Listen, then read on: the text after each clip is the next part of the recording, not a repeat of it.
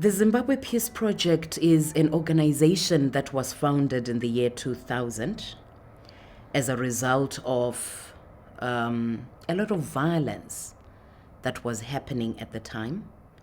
It was founded in the aftermath of the government proposed constitution. There'd been a referendum in February 2000.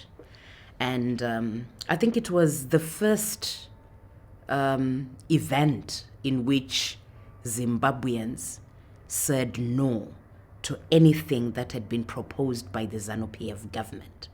In 20 years, they got their first no. And it was the same year when the Movement for Democratic Change, led by Morgan Tsvangirai, was going to contest in the first parliamentary election in June of that same year. So after the February referendum, the country just caught on to mayhem when there were farm invasions, which were accompanied by a lot of violence that affected both the farm owners, the previous farm owners, and their farm workers. And as the preparations for the June elections were also going on, there was also a lot of violence that was meant to whip people in line, because obviously Zanu-PF had recognized that the people had said no to them in the referendum, and they feared that probably they were going to say no to them again in the parliamentary elections that were coming up in June.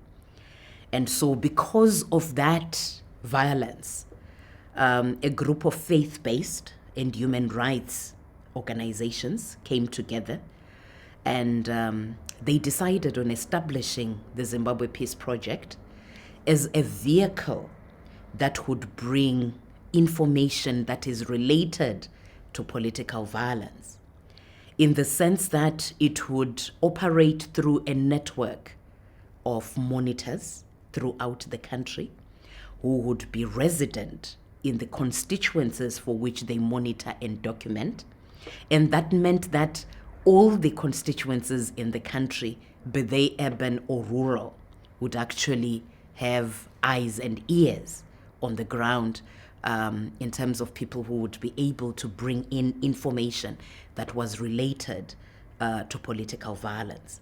And on a monthly basis, the Zimbabwe Peace Project produces what we call a monthly monitor, which is a report that looks at the incidences of political violence that would have taken place in the previous month, because we produce our report in retrospect. And we also think that it is important for us to invest a lot in the verification of the cases that are pointed at by our monitors. So we invest a lot in following up on those cases and establishing the truth about them, and also considering that we have a number of members who were the original founding members of the organization.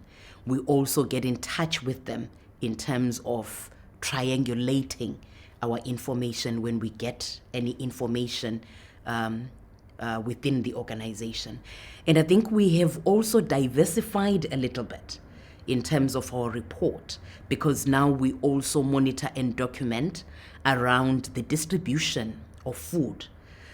Because way back in 2006, we recognized that there was tendency for the politicization of the distribution of food.